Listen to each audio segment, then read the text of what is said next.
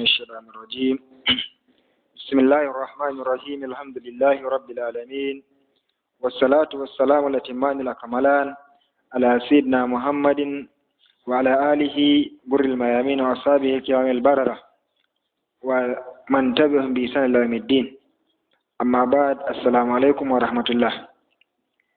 Muna gode wa Allah tabaraka wa ta'ala wanda cikin ni'imarsa da baiwansa da fallansa ya sake da mu wannan rana ta Juma'a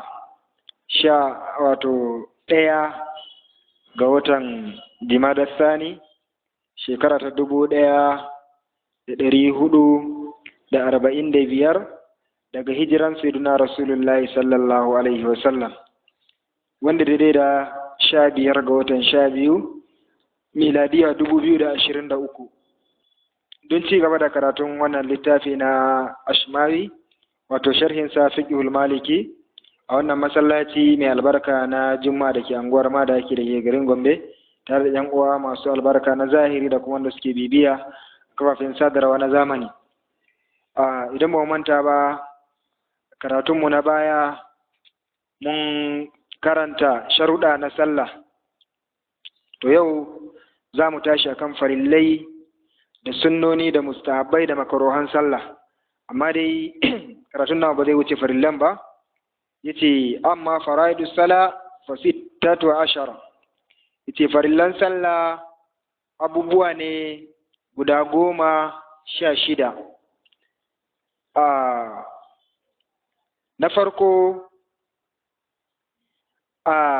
anniyatu, ɗaure niyya shine abu na farko daga cikin farillai ɗin, saboda farin Allah tabaraka wa ta'ala wa ma umiru illa liya'budullaha mukhlisina lahuddin, ba umurce su ba sai don su bauta wa Allah suna tsarkake addini, ya zama Allah shine manufa, shine haƙudurta a cikin rai yayin sallah.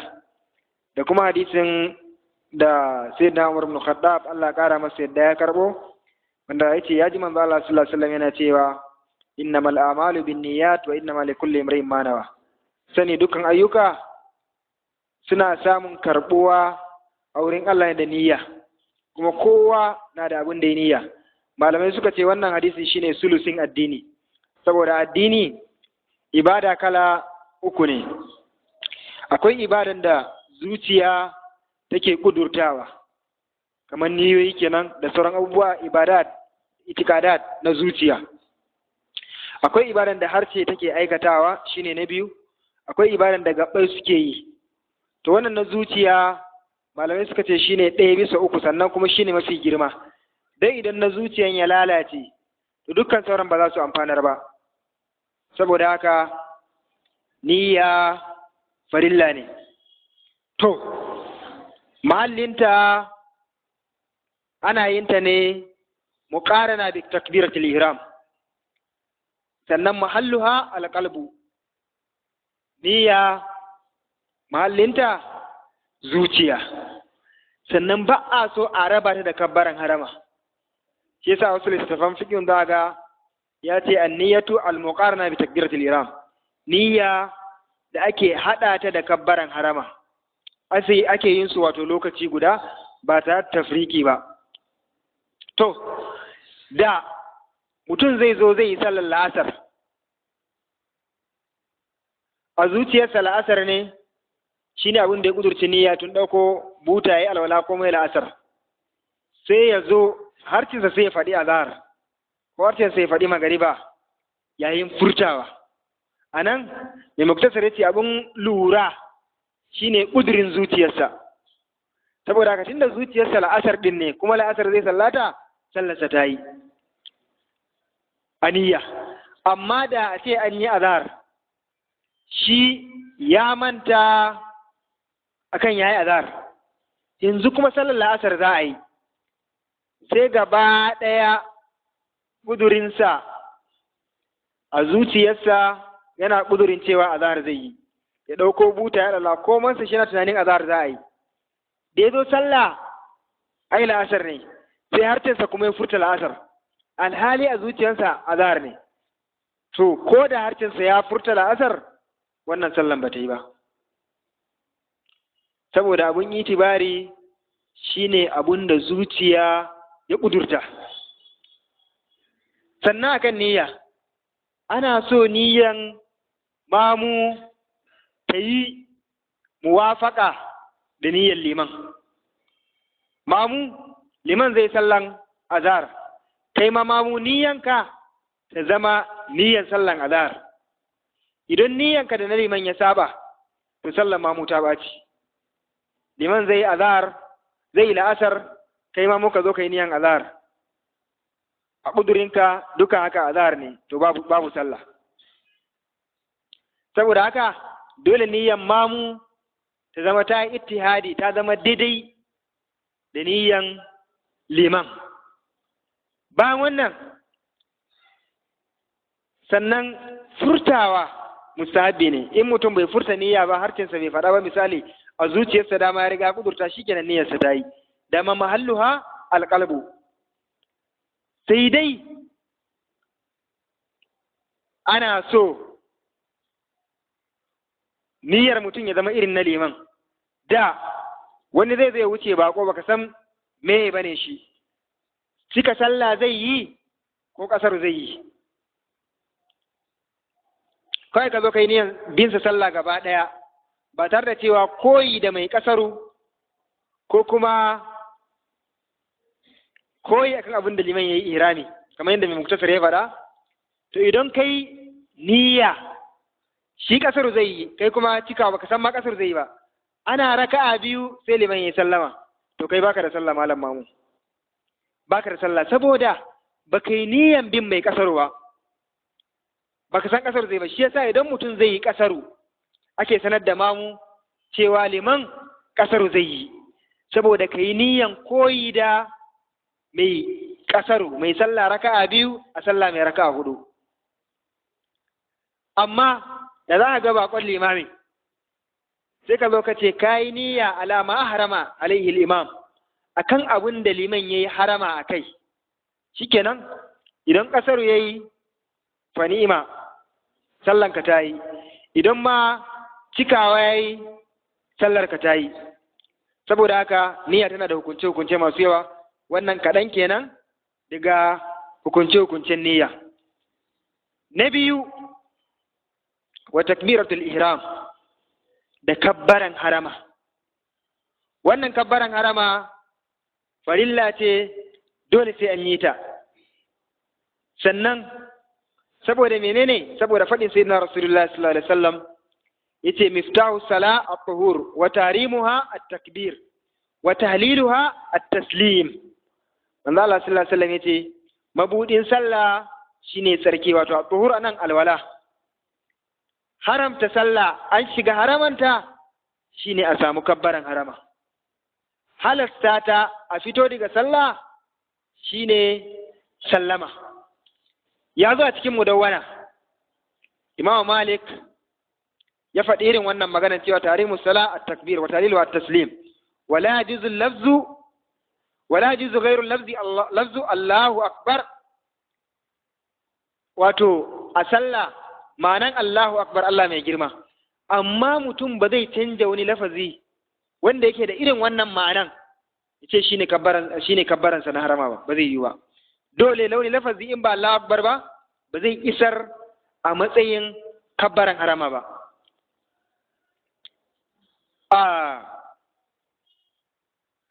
Akwai hadisi na Rifa'at bin Rafi wanda yake marfu'i, manzo Allah sallallahu alaihi wasallam yace la tatimmu salati ahadin minan nas hatta yatawadda fa yada wudu'a mawadi'ahu thumma yaqulu Allahu akbar. Manzo Allah yace sallan mutum daga ɗaya daga cikin mutane ba za ta cika ba har sai ya yi alwala, ya ajiye alwala ko abun alwalarsa a wurin zamansa, ko ya yi alwala yadda take, sannan sai ya ce Allahu akbar da wannan lafazi. Saboda haka Imam Malik ya ce la yajizu min al-iran fi salati illa Allahu akbar. Haraman sallah ba za ta wadatar ba sai Allahu akbar. To sai yanzu a samu wani sabon musulunta ya zo ya musulunta ya faɗi Allahu akbar sai ya kasa. To sai a ce ai Allahu akbar tana da yanki guda uku ne. Akwai lafazin Allahu, akwai akwai barru. To idan zai iya faɗan Allahu akbar ne ba zai iya faɗa ba, shikenan sai ce Allahu sai shiga sallah da wannan. Idan kuma zai iya faɗan Allahu ba zai ce ba, zai iya faɗan Allahu barru, shikenan albarru sunan Allah ne, sai faɗi Allahu bar. Idan ba zai iya faɗan wannan ba, iya barru zai iya faɗa, to shikenan sai ya faɗi barru sai ya shiga. Idan ya zama duka ba zai iya faɗa ba, an yi harshen sa ya kasa faɗa, sakadat alaihi, kabbaran harama ta faɗi a kansa. Wannan shine abu na biyu, kabbaran harama. Na uku, wal qiyamu laha, da tsayuwa domin kabbaran harama. Tsayuwan ta zama farilla ne don kabbaran harama. Idan kabbaran harama ta faɗi akan mutum, to tsayuwan ita ma ta faɗi, saboda ita tana jingine da kabbaran harama. Saboda haka wanda ya kasa kabbaran harama, wancan da aka ce saka da alaihi, to shikenan tsayuwan kabbaran harama shi ma ta faɗi a kansa. To akan kabbaran harama tsayuwan kabbaran harama akwai maganganu masu tsawo da ya kawo anan. Sabanin malamai akan tsayuwa domin kabbaran harama ga masbuki wanda ya samu liman yana cikin ruku'u.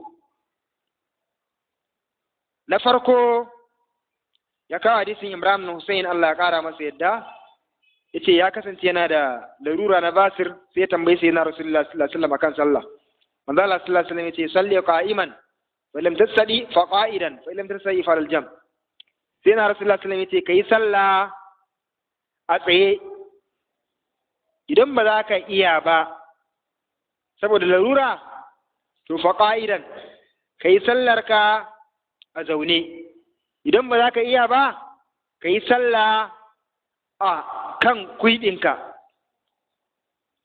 Ya ce wa haza mas'ala khatira jiddan, ya ce wannan akan mas'alan tsayuwa domin kabbaran harama akwai mas'ala mai haɗari ƙwarai da gaske.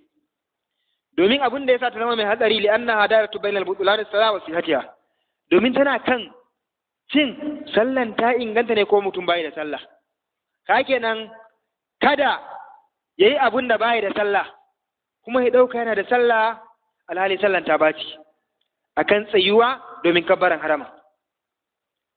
Saboda haka wa ilaiha ishirul khalil bi qawlihi, akan ta ne Imam Khalil mai muktasar yake cewa wal qiyamu laha illa li masbuqin fatawilani.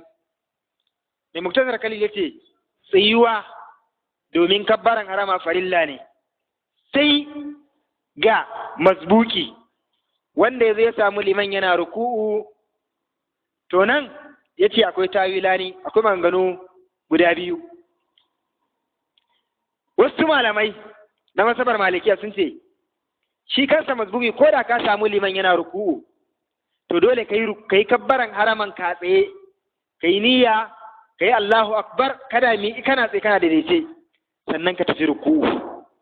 Idan kai sabanin haka ka bar farilla sallan ka babu. Wasu daga cikin malaman mazhaba suka ce a'a, shi masbuki wanda ya samu liman cikin ruku'u, to kabbaran tsayuwa domin kabbaran harama ta faɗi a kansa. Saboda haka sai kawo maganan Sheikh Muhammad ibn Salim Majlisi Ash-Shanqidi, yace la ishkala fi fardhi al-qiyam takbirat al-ihram ala al-imami wal fazzi wal ma'mum ghayr al-masbuq. Yace babu rikitarwa a sabanin tsayuwa domin kabbaran harama ga limami, shi ba wani abu a kansa, dama tsaye yake kabbaran haramansa, saboda haka shi ba iskali a kansa. Haka alfaz mai sallah shi kadai, shi ma babu iskali a kansa. Na uku, babu iskali ga mamu wanda ba masbuki ba, wanda an riga an fara sallah da kai, dama kana tsaye kai kabbaran harama, waɗannan ukun duka babu iskali akan kabbaran haramansu. Ina iskalin yake? Yace iskalin amma al-masbuki fa fi wujubi al-qiyami alayhi takbiratul ihrami wa adami wujubi tawilani. Amma shi masbuki wurin wajibcin tsayuwa domin kabbaran harama ko rashin wajibcinsa a nan ne aka samu tawili guda biyu. Dalilin samun wannan tawili guda biyu duka qaulul mudawwana, abin da yazo a cikin mudawwana ta Imam Malik. Qala Malik, Imam Malik yace in kabbara al-mamum lirruku'i wa nawa bihi takbiratul ihram ajza'ahu. Imam Malik yace idan mamu yayi kabbara don ruku'u amma yayi niyan wannan kabbaran harama ya isar masa. Malam mamu ya samu liman yana ruku'u sai kabbara guda ɗaya, kabbaran nan ta ruku'u ne amma yayi niyya, kabbaran da tafiya ruku'u ne amma yayi niyan kabbaran harama da ita, bai kabbara guda biyu ba. Kaga akwai kabbaran shiga sallah, akwai kabbaran tafiya ruku'u. Sai kabbara ta tafiya ruku'un amma yayi niyan kabbaran harama da ita. A wannan matsala Imam Malik yace sallarsa ta yi. Ibn Yunus da Abdul Haq wanda suke da muqaddimat suka ce fa inna ma yasihu hadha idza kabbara lirruku'i min qiyamin. Ka sani abinda Imam Malik ya faɗa wannan sallan ta yi, za ta yi ne idan mutum ya yi kabbarar ruku'un a tsaye, kabbara ne na ruku'u amma a tsaye ya yi ta kamar yadda ke kabbaran harama. Dama kuma kabbarar ruku'un an san dukkan ma kabbarori ana yin su ne tare da aikin, sai kabbaran ɗagowa ko tasowa daga raka'a biyu bayan an yi raka'a biyu an yi tahiyya. Duk kabbaran da ake a sallah ana kabbaran tare da aikin. In ruku'u ne kana ruku'u kana kabbaran, in ɗagowa ne kana ɗagowa kana sami Allahu liman hamidahu. Idan sujjada ne kana sujjada kana tafiya sujjadan kana kabbaran. To anan sai malam mamu ya zo ya kabbara ruku'un amma a tsaye baya tafiya ruku'un ba, kuma kabbaran na ruku'u ne amma ya yi niyan ya mai da shi kabbaran harama, wato ya yi niyan sallah a wannan lokaci. Ya ce a wannan matsala sallarsa ta yi, in ya zama a haka sallarsa ta yi. Imamul Baji da Ibn Bashir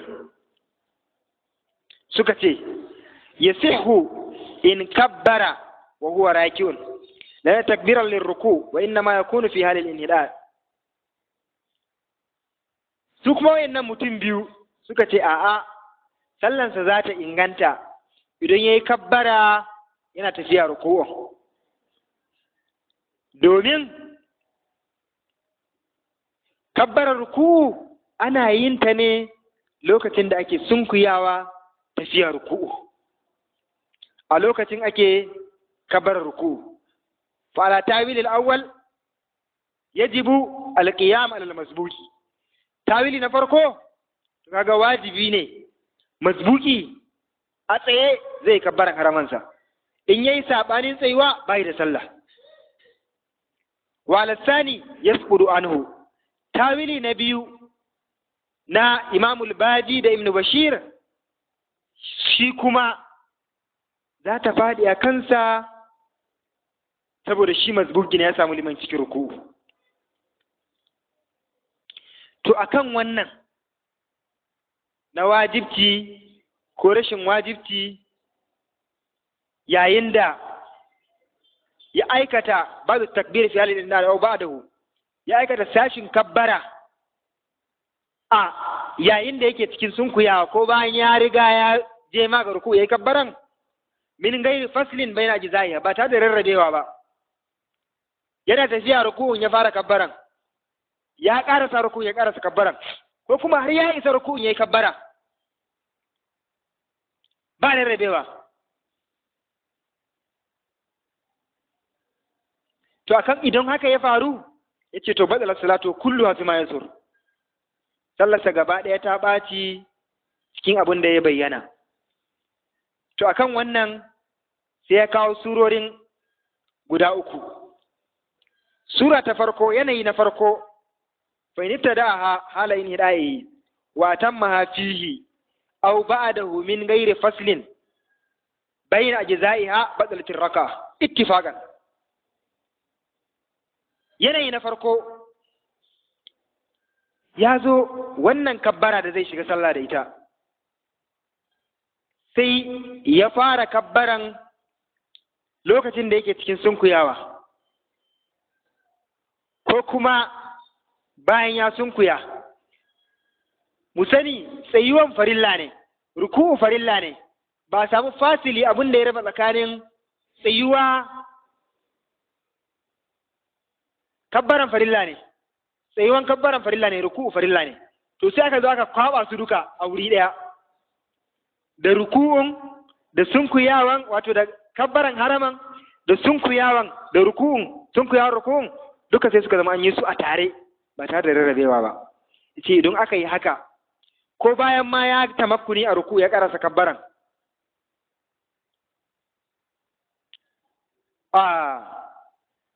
to akan wannan badalin raka ittifaqan, wannan raka'an ta bace ittifaqin malamai.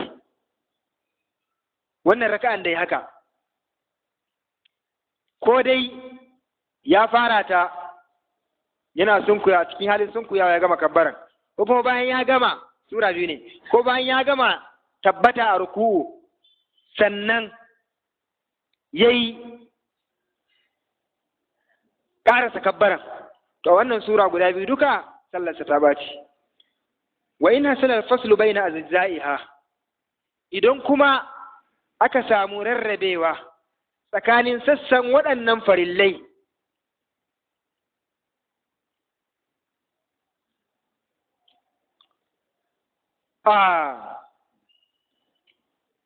aka samu rarrabewa tsakanin waɗannan sassan, to nan akwai magana guda biyu.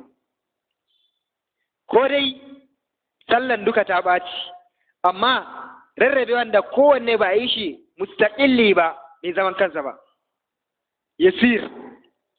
To waɗannan su ne matsalolin da ya tsawaita bayani a kansu, cewa wasu malamai suna ganin akwai matsalar da zai faru, yanayin da zai faru, mutum ya rasa wannan raka'an bai same ta ba, ba zai kirga ta cikin raka'o'in da ya samu ba.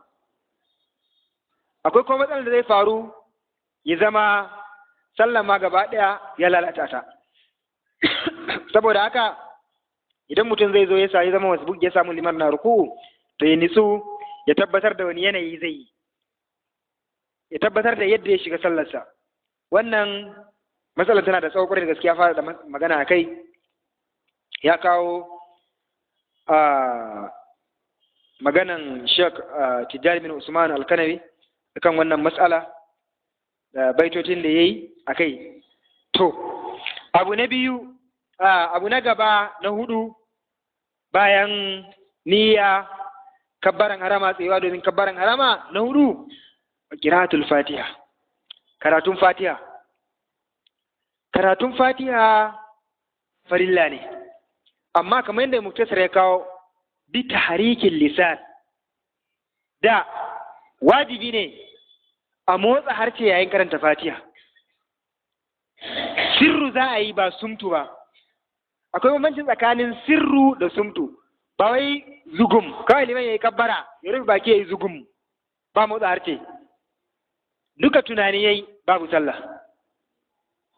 Wannan tunani ya yi wa karatu ba. Saboda karatu na sallah ba a yi masa tunani. Dole ya ce ma bi tarikin lisan, ko da baka ji yadda kanka ba. In dai harcen ka ya motsa, ko kai mai karatun baka ji abin da ka faɗa ba, amma dai harce ya motsa, to Fatihan ka ta samu. Amma harce bai motsa ba, baki ya yi zugum, ka yi sallah, babu Fatiha, babu farillai, babu sallah. To dole ya ce ma, mai Muktasar ya ce bi tarikin lisan. Sannan da wani zai zo musulunta yanzu, to wajibi abin da za a fara koya masa fatiha, saboda sallah ba za ta inganta ba sai da fatiha. aka yi fatiha ba ta iyo ba har lokacin sallah ya yi, to wajibi ne ya zama mamun ya bi limami sallah, ba zai sallah shi kadai ba, dole ya zama ya yi sallah a cikin jami'i, yana sallah a cikin jami'i har lokacin da zai iya fatiha. To idan ya riski kansa a wurin da watakila ruga ne ko wasu mutane ne kadai sun riga sun yi sallansu, ba inda zai samu jami'i, ba wani wuri da zai san zai tafi ya samu jami'i, ko bai iya fatihan ba, gashi kuma an riga an yi jami'in, ya zai yi? To a nan malaman mazhaba suka ce to shi wanda ya fada wannan larura ba zai iya karanta fatiha ba, kuma duk inda yake nan ba inda zai tafi ya zama ya riski jami'i, to fatiha ta faɗi a kansa. Yayin da a kabbaran harama mun ce tsayuwa domin kabbaran harama ya zama farilla ne domin kabbaran harama, to nan ma tsayuwa domin karatun fatiha ya zama farilla ne domin karatun fatiha. To gashi ba zai iya karanta fatiha ba, ya zai yi? Kuma ba inda zai samu jami'i. Shikenan fatiha ta faɗi a kansa, saboda haka tsayuwan ma domin fatihan ta faɗi a kansa. To dama sura kuma sunna ne, wanda zai iya karanta fatiha ba kaga ba a tsammani ma zai iya karanta sura, ba tsammani ma zai iya karanta sura. Saboda haka yanzu yana kabbaran harama, me ake jira yi? Ba fatiha ba sura, ruku. To anan sai mai muktar ce to mustahabbi ne ya ainihin sa fasil ya rarrabe tsakanin, ya dan samu wani gab kaɗan tsakanin kabbaran haramansa da tafiya ruku'u, mustahabi ne. Amma da zai kabbaran harama kawai ya tafi ruku'u, sallarsa ta yi. Amma an fi so a irin wannan matsala ya jinkirta tafiya ruku'u da ya kabbaran harama, duk da ba zai iya karanta fatiha ba, ya dan samu fasil ya nitsu sannan ya tafi ruku'u.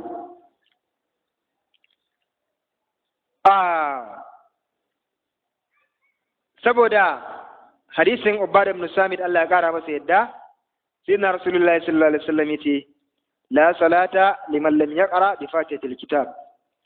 Manzo Allah yace babu sallah ga wanda bai karanta Fatiha ba. Babu sallah ga wanda bai karanta Fatiha ba. To anan a Malikiya sai malaman Malikiya suka ce Fatiha farilla ce ga mai sallah shi kadai da kuma limami, amma mamu Fatiha ba wajiba bane a kansa. Inda limai yake bayyanawa abin da yake wajibi ga mamu yayi insati, yayi shiru ya saurari karatun liman. Inda limai yake boyewa mustahabbi ne ya karanta Fatiha, nan ma in bai karanta Fatiha ba sallarsa ta yi, shi mamu bata zama wajibi a kansa ba sai in zai sallah shi kadai. In kai kadai kake sallah Fatiha wajiba ne a kanka, in kai limami ne sallah wajibi ne a kanka, Fatiha wajiba ce a kanka. Amma sauran masabobi suka ce wannan hadisin ya ce babu sallah ga duk wanda bai karanta Fatiha ba, saboda haka dole mamu ya karanta Fatiha. Inda malamai yake bayyanawa idan liman ya ce wala dalin, kafin a ce amin din nan ya dan yi shiru kaɗan kafin ya fara, a wannan lokacin sai su karanta Fatiha. Amma dai mu a Malikiya babu wannan a kanka. Sannan inda suka yi saɓani, Fatiha wajiba ce a dukkanin sallah ko farilla ce a mafi yawan sallah. Abin da ake nufi sallah mai raka'a hudu kamar isha, farilla ne ya karanta Fatiha dukkan raka'o'i.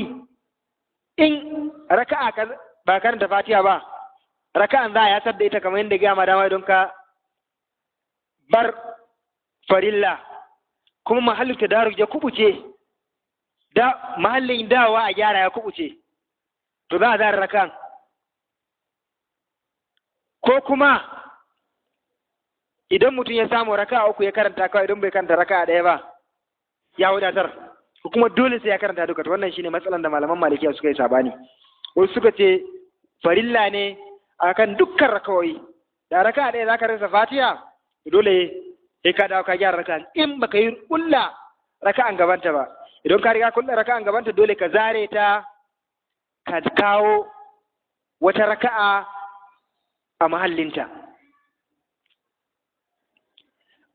Abu na gaba shine wal qiyamu laha, tsayuwa domin karanta Fatiha. Dalilin wannan saboda hadisin musi'u salatu wanda ya zo muna na sallah a halar sayyidina Rasulullah sallallahu alaihi wasallam, sai manzo Allah ya masa bayanin yadda zai sallah. Sai ce masa idza qumta ila salati fa asbigil wudu'a, idan ka zo yin sallah ka yi alwala, wato ka isa matuƙa wurin alwala, ka yi alwala mai kyau. Sun mastaqbil al-qibla, sannan ka fuskanci al-qibla. Fa kabbir, sai kai kabbara. Sun mai iqra ma tayassara min al-Qur'an, sannan ka karanta abin da ya sawwaka na al-Qur'ani. Wato kai karatun, manzo Allah ya nuna masa yi karatun a tsaye, hakenan karatun Fatiha tsayuwa, domin karatun Fatiha zama wajibi a yi ta tsaye. Farilla ta gaba war ruku'u, dai ruku'u. Yin ruku'u farilla ne saboda faɗin Allah ya allazina amanu irka'u wasjudu. Allah ya ce ya ku wanda ku imani ku yi ruku'u ku yi sujada. Dole ya yi ruku'u kuma a hayar ruku'u, duk wanda ya hango shi wal hayatul maluma fi ruku'i was sujud, yayi kamar nisanin ne na ruku'u, duk wanda ya hango zai ce yana ruku'u. Wato ya sunkuya, ya daidaita bayansa, hannayensa su zama kan gwiwoyinsa mustahabi ne, ko kuma suna dab da taba gwiwoyin, ko da bai tsura su kan gwiwoyi suna dab, to ruku'unsa ta yi. Saboda haka kar ya matse, ya buɗa, muddin namiji ne ya ruku'u, sannan daidaita bayansa ya yi dai ruku'u yadda manzo Allah sallallahu alaihi wasallam ya ce wa wanda ya muna na sallah, sun marka hatta tanma inna raki'an, sannan sai ka yi ruku'u. Idan ka yi ruku'u sai ka samu nitsuwa a cikin ruku'u, ba kana yin ruku'u kana zuwa ka dago ba, a'a, sai ka daidaita ka samu nitsuwa a cikin ruku'u. Sannan warraf'u minhu, sai ka ɗago daga ruku'u. Dalilin wannan shi ma ɗagowan sai ka daidaita a tsaye sannan ka tafi sujjada, saboda a samu fasili tsakanin farilla da farilla. Ruku'u farilla ne, sujjada farilla ne. Kaga ba zai yi daga sujjada ruku'u kawai ka ce ai kafi kusa da ƙasa bari ka zarce. Kaga ba ka raba tsakanin farilla da farilla ba, saboda haka wannan farillan ɗagowa daga ruku'u sai ta shigo saboda ta raba tsakanin farillan ruku'u da farillan sujjada. Sai ka ɗago, sai ka daidaita a tsaye, sannan sai ka tafi sujjada. Saboda hadisin Ummuna Aisha Allah ya ƙara mata yadda, ta ce kana Rasulullahi sallallahu alaihi wasallam yastaftihu salat bi takbir wa qira'atu bilhamdulillahi rabbil alamin. Sai da Rasulullahi sallallahu alaihi wasallam yana bude sallah da kabbaran harama, sannan sai ya fara karatun Fatiha. Wa kana idza raka'a lam yushakkis ra'sahu, idan yayi ruku ba zai sunkuyar da kansa yayi kasa can ba, ga mutum ya tafiyar da kansa kasa sosai. Sannan wala yusawibu, walakin baina zalik, sannan ba zai daidaita shi yadda zai zama ya dan daga shi ba, ya zama to tsakanin haka. Wa kana idza rafa'a ra'sahu min ar-ruku'i lam yazid hatta yastawi qa'iman, idan sai Rasulullah ya dago daga ruku ba zai tafi sujjada ba har sai ya daidaita a tsaye.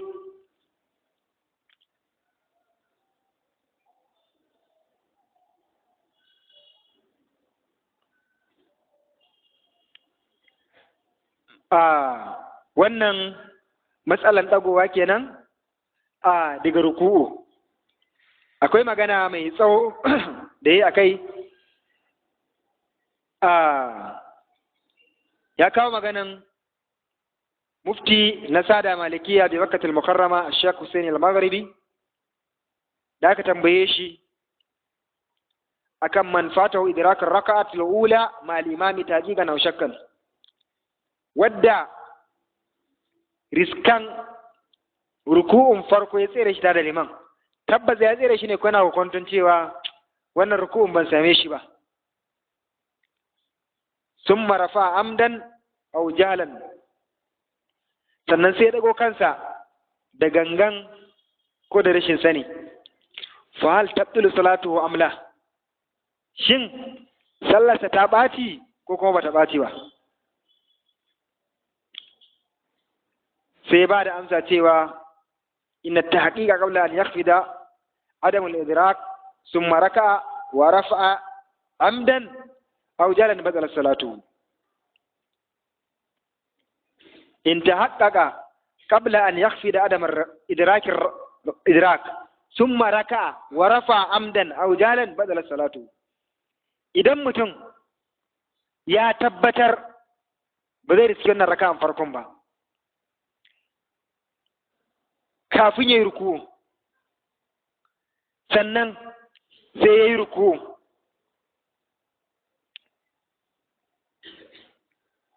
saboda yana zuwa zai dago, yana dagowa, sai ya yi ruku, sannan ya dago da gangan ko da ainihin jalan, ya ce batsala salatu, ya ce wa kasiran ma waka haza min al'awam, ya ce da yawa wannan kan faru da amawa.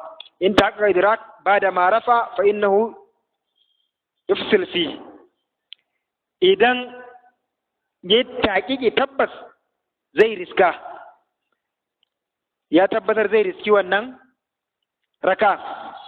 shi yasa a can matsalar wadda muka yi a baya a halari, man na'asa aw zuhima anir ruku'i, wanda ya gengedi ko aka matse shi akan ruku'u,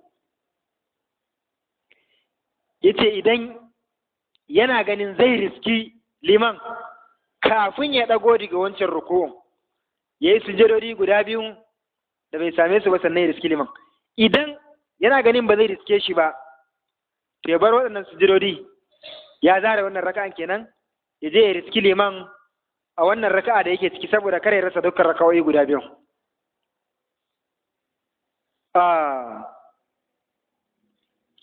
Ita sannan kuma in raka ghayr rajin al-idrak thumma rafa amdan aw jalan aidan badala salatu, wa in raka rajin al-idrak fallazi yafidu kalamu sahib at-tawdi wa ibn salam wa shaykhul barakatun salatu la tu'al bizak. Idan kuma ya yi ruku'u rajin al-idrak yana kaunan zai riska, sannan sai ya dago amdan aw jalan, nan ma badala salatu. Idan kuma ya yi ruku'u rajiyan lil-idrak, cito abinda za a fahimta a maganar sahibu taudi da kuma ibnu abdussalam cewa sallarsa ba za ta ɓaci da wannan ba, saboda maganan Sheikh Az-Zarruq da Sheikh Sa'alabi ya dai kawo maganan da suka yi akan wannan matsala.